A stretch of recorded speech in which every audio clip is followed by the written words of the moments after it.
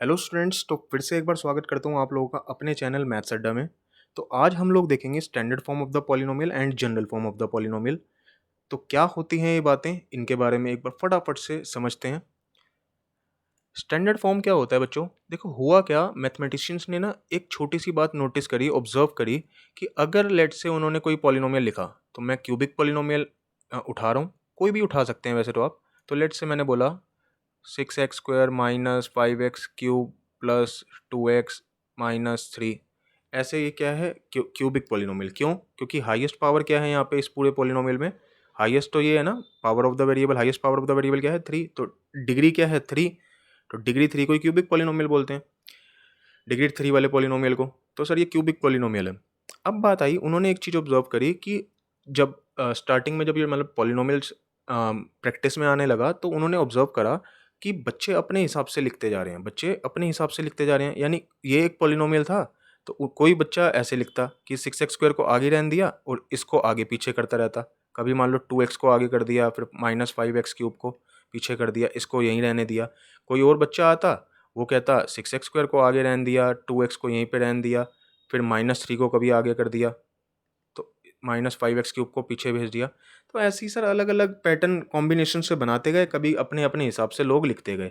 ठीक है, अपने अपने हिसाब से लिखते गए। तो उन्होंने सोचा कि क्यों ना कोई एक स्टैंडर्ड सेट कर दिया जाए, ताकि उसी को लोग फॉलो करें, तो और अलग अलग रूप बेवजह ना निकल के आए। तो उन्होंने एक स्टैंडर्ड सेट कर दिया पॉलिनोमियल्स को लिखने का, पॉलिनोमियल्स को लिखने का। और वो स्टैंडर्ड क्या है?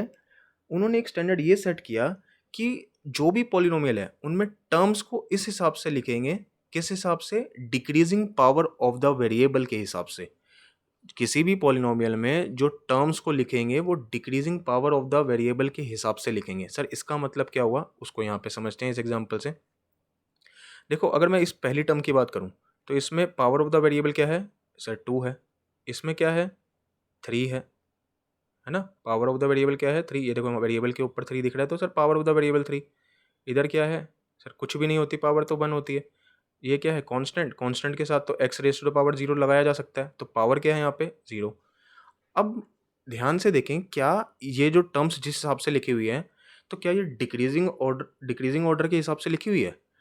सर देखो, 2 3 1 0, क्या ये डिक्रीजिंग है? बिल्कुल भी नहीं है, क्योंकि डिक्रीजिंग का मतलब क्या होता है? घटते क्रम में, है ना? घटते क्रम में यानी बड़े से छोटा, बड़े से छोटा होता है। तो सर ये देखो 2 3 1 0, ये बड़े से छोटा तो नहीं है सर। तो अब देखो, फिर या तो एक तरीका है कि सर हम एक-एक करके चेक करते रहें कौन सा बड़े से छोटा है, या सर उससे आसान तरीका क्यों ना यही कर दें कि क्योंकि ये क्यूबिक पॉलिनोमियल है, मुझे बताओ सबसे highest power of the variable क्या हो सकती है? 3। तो यानी सबसे आगे जो टर्म आएगी, वो आएगी डिग्री पावर 3 वाली। यानी इसमें देखो कौन सी आएगी? -5x³ सबसे आगे लिखेंगे। ठीक है? उसके बाद सर पावर 3 वाली आ गई, उसके बाद 2 वाली आएगी, यानी कि सर ये +6x², है ना? फिर सर उसके बाद पावर 1 वाली, वेरिएबल की पावर 1 वाली कौन सी सर? +2x। फिर सर 0 वाली तो -3। तो सीधा हम इस हिसाब से लिख सकते हैं। सर सबसे आसान तरीका ये है, क्योंकि सर डिक्रीजिंग के हिसाब से लिखना है तो 3 2 1 0 के हिसाब से लिख दो, क्योंकि क्यूबिक पॉलिनोमियल है ना? तो आई होप ये बात समझ पाए होंगे। तो इसी को कहते हैं स्टैंडर्ड रूप से लिख देना किसी पॉलिनोमियल को। ठीक है, तो उसी को वो क्या बोल देते हैं? Standard form of the polynomial. ठीक है बच्चों, तो इसको एक लेमन टर्म्स में लिख देते हैं, क्या? कि टर्म्स को decreasing power of the variable के अकॉर्डिंग लिखना। टर्म्स को decreasing power of the variable के अकॉर्डिंग लिखना ही स्टैंडर्ड फॉर्म कहलाता है बच्चों। ठीक है, अगर मैं एक एग्जांपल बोलूं लेट से, और कि -2x प्लस 5x² प्लस 3, इसको स्टैंडर्ड फॉर्म में लिखो। स्टैंडर्ड फॉर्म में लिखना है। अब आप कैसे दिमाग लगाएंगे कि सर डिक्रीजिंग ऑर्डर में लिखेंगे टर्म्स को, decreasing power of the variable के हिसाब से टर्म्स को लिख देंगे। तो देखो ये कैसा सा है सर, पहली बात तो ये पता चल गया क्वाड्रेटिक है। तो कैसे लिखेंगे सर? सबसे हाईएस्ट पावर वाली टर्म पहले लिखेंगे, यानी 5x² सबसे पहले, फिर उसके बाद कम वाली, यानी कि सर -2x, क्योंकि इसकी पावर क्या है? -2x में वेरिएबल की पावर क्या है? 1, है ना बच्चों? फिर कांस्टेंट बच जाएगा। तो ये अपन लोगों का क्या हो गया? Standard form. इस पॉलिनोमियल की स्टैंडर्ड फॉर्म में हमने लिख दिया है इसको, है ना बच्चों।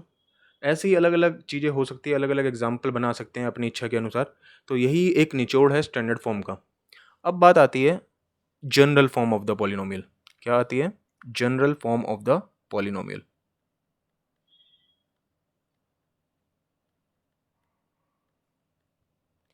ये क्या होता है, इस बात को समझते हैं।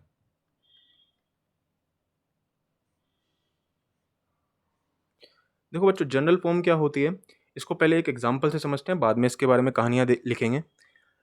देखो लेट्स से मैंने आपको एक बोला, एक चीज बोली मैंने कि अगर मैंने बोला आप मुझे बताओ ए प्लस बी का होल स्क्वायर क्या होता है, तो आप हर एक बच्चा मुझे पता है झट से आंसर दे सकता है, और कमेंट सेक्शन में बताइएगा मुझको कि सबको पता है या नहीं पता। तो ए प्लस बी का होल स्क्वायर क्या होता है? A square plus b square plus 2ab, है ना। ज़्यादा से ज़्यादा कोई बच्चा इस टर्म्स को आगे पीछे कर दे, क्योंकि बुक में क्या लिखा होता है? A square plus 2ab plus b square. उससे कुछ फर्क तो नहीं पड़ना है, टर्म्स को आगे करो चाहे पीछे करो, ठीक है। तो आप मुझे एक चीज़ बताओ, कभी भी जब आपने किसी आइडेंटिटी या अलजेब्रिक आइडेंटिटी को बोला, तो क्या आपने किसी क्वेश्चन में जब लगानी थी तो आपने ऐसे बोला कभी कि x प्लस 2 का होल स्क्वायर का फॉर्मूला लगा दो या आइडेंटिटी लगा दो? ऐसा तो कभी नहीं बोला ना। या ऐसे बोला है y माइनस 3 का होल स्क्वायर का फॉर्मूला लगा दो? ऐसा तो कभी नहीं बोला।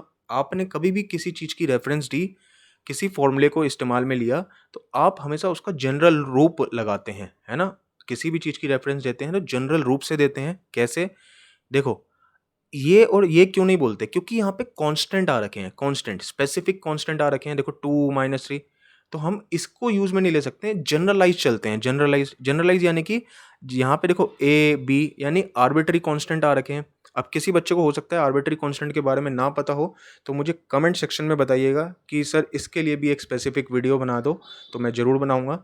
लेकिन आप लोगों के लेवल पे इतना ज़्यादा यूज़ नहीं है बच्चों आर्बिट्री कांस्टेंट वर्ड का। क्या आर्बिट्ररी कांस्टेंट का इस्तेमाल इतना ज़्यादा नहीं है, लेकिन अगर आप लोग फिर भी इंटरेस्टेड हैं तो मैं ज़रूर बनाऊंगा। आप लोग कमेंट सेक्शन में मुझे बताइएगा कि अगर चाहिए आप लोगों को तो, ठीक है। तो अब मैं बोलूँ कि किसी भी चीज़ की रेफरेंस देनी होती है तो यानी कि बेसिकली लेटर्स वगैरह का इस्तेमाल किया जाता है, यानी a b x y p q इन सब का इस्तेमाल करके रेफरेंस दी जाती है ना। तो जैसे p प्लस क्यू का होल स्क्वायर बोल सकते हैं, x प्लस वाई का whole square, a plus B का होल स्क्वायर, लेकिन कभी आप ऐसे नहीं बोलेंगे x प्लस 2 का होल स्क्वायर लगा दो, y माइनस 3 का होल स्क्वायर का फॉर्मूला लगा दो, ठीक है। तो उसी बात से इसी चीज़ को अगर हम ध्यान में रखते हुए तो जनरल रूप जाने पॉलिनोमियल का, तो वो कैसे से दिखेंगे। लेट्स से मैंने बोला 2x प्लस 5, ये क्या है? एक लीनियर पॉलिनोमियल है। क्या है? एक लीनियर पॉलिनोमियल। तो इसको, ये तो सर एग्जाम्पल हुआ, किसी लीनियर पॉलिनोमियल का एग्जाम्पल हुआ। लेकिन अगर मैं बोलूँगा इस जनरल रूप से बताओ कि जनरल फॉर्म क्या होती है, तो जनरल फॉर्म क्या होगा? इन कॉन्स्टेंट्स को भगा के आप लेटर्स का इस्तेमाल कर दें, लेटर्स का इस्तेमाल कर दें। यानी कि आप ऐसे बोलेंगे ए एक्स प्लस बी, क्या बोलेंगे? ए एक्स प्लस बी, यानी 2 को हटा के ए लेटर का इस्तेमाल किया, ठीक है। 5 को मैंने बी से डिनोट कर दिया। अब मन में क्वेश्चन आ सकता है आप लोगों के कि ए और बी ही क्यों लिया सर आपने, पी और क्यू क्यों नहीं लिया? ले लो बच्चों, आपकी इच्छा है, मना कोई नहीं करता। पी एक्स प्लस क्यू बोल दो, ठीक है, उससे कुछ फर्क नहीं पड़ना। लेकिन जनरल बुक्स में ना एनसीईआरटी वगैरह में ज़्यादातर आपको ए बी इसका इस्तेमाल दिखता है, तो मैंने इसलिए ए और बी का इस्तेमाल किया। बट ध्यान रखिएगा, ए और बी कोई कसम वाली बात नहीं है। पी और क्यू सजाना चाहो पी और क्यू कह सकते हो, ठीक है, पी एक्स प्लस क्यू बना सकते हो। मेन निचोड़ ये है कि किसी कांस्टेंट की बजाय आप लेटर्स का इस्तेमाल करोगे, ठीक है, लेटर्स का इस्तेमाल करोगे। यानी अब कभी भी रेफरेंस देनी होगी आपको, आप बोलेंगे कि लीनियर पॉलिनोमियल की जनरल फॉर्म क्या होती है, तो आप बोलेंगे ए एक्स प्लस बी, ए एक्स प्लस बी या पी एक्स प्लस क्यू, ठीक है। ऐसा नहीं बोलेंगे, ऐसा कोई बोलेगा 2x+5? हाँ, ये बोल सकते हैं कि हाँ सर ये एक एग्जाम्पल है लीनियर पॉलिनोमियल का, लेकिन सर ये जनरल नहीं है, ठीक है। जनरल, इसको जनरल क्यों किया कहा गया?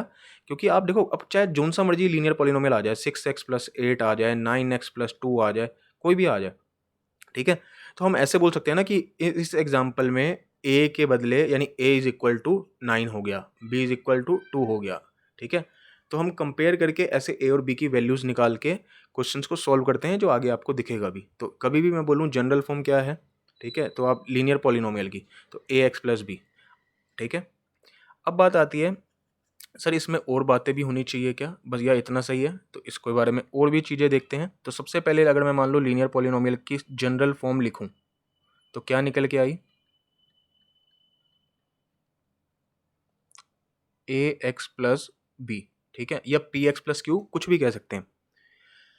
अब बात आई कि सर इसमें कोई कंडीशन तो नहीं है? हाँ, बच्चों एक चीज़ का ध्यान रखिएगा, इधर ए 0 नहीं होना चाहिए, ठीक है? ए 0 नहीं होना चाहिए। ए बेसिकली किसको डिनोट कर रहा है? एक्स के कोएफ़िशिएंट को, ठीक है?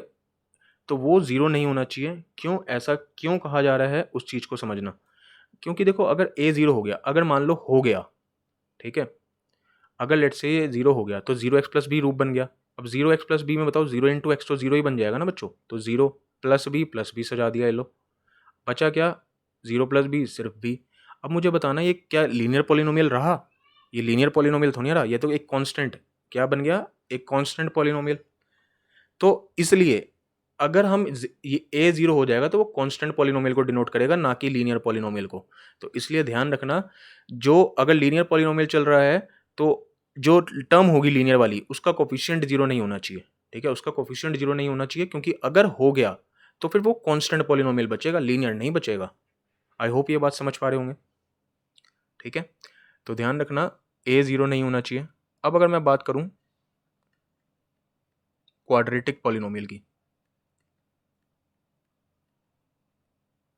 क्वाड्रेटिक पॉलिनोमियल की जनरल फॉर्म, तो वो क्या हो जाएगी बच्चों? A x square plus b x plus c, ये क्या हो जाएगी? क्वाड्रेटिक पॉलिनोमियल की जनरल फॉर्म। इधर भी क्या होगा? ए 0 नहीं होना चाहिए, क्योंकि अगर ए 0 हो गया तो ये 0 इंटू एक्स स्क्वायर बन जाएगा, और 0 इंटू एक्स स्क्वायर लिखो ना लिखो एक ही बात हो जाएगी। बचेगा सिर्फ बी एक्स प्लस सी, और वो हमारे एक लीनियर पॉलिनोमियल को डिनोट करेगा, ना कि क्वाड्रेटिक को। तो आई होप ये बात समझ पा रहे होंगे। ऐसे ही क्यूबिक की भी बना सकते हैं, बाय क्वाड्रेटिक का भी बना सकते हैं।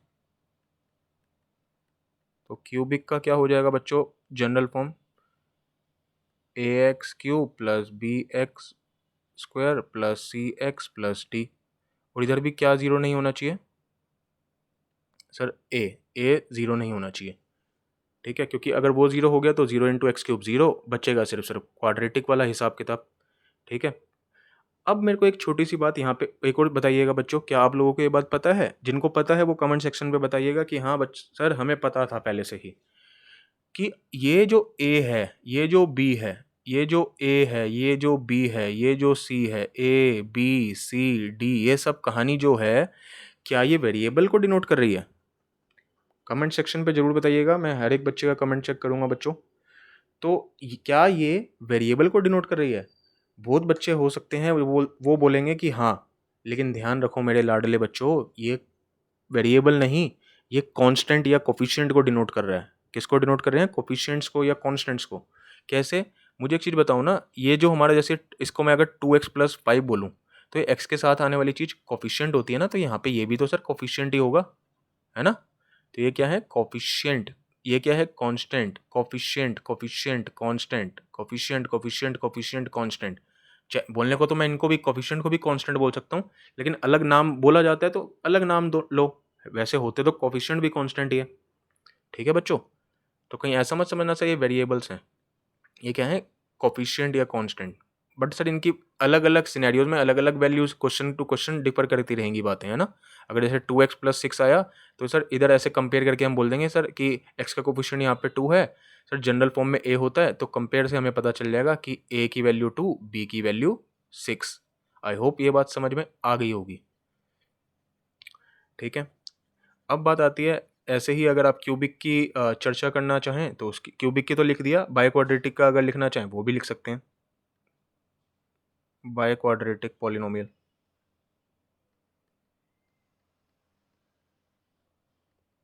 वो क्या हो जाएगा? A x raise to the power 4 plus b x cube plus c x square plus d x plus e, where a should not be 0। क्यों? क्योंकि सर वो 0 हो गया तो बाकी सिर्फ बचेगा क्यूबिक पॉलिनोमियल, और हम तो सर अभी बाय क्वाड्रेटिक की चर्चा कर रहे हैं, ठीक है बच्चों? आई होप ये सारी बातें आप लोगों को समझ में आई होगी। इन केस किसी को 1% की भी प्रॉब्लम है तो कमेंट सेक्शन सदाबहार आपके लिए खुला रहता है, तो वहाँ पे ज़रूर बताइएगा।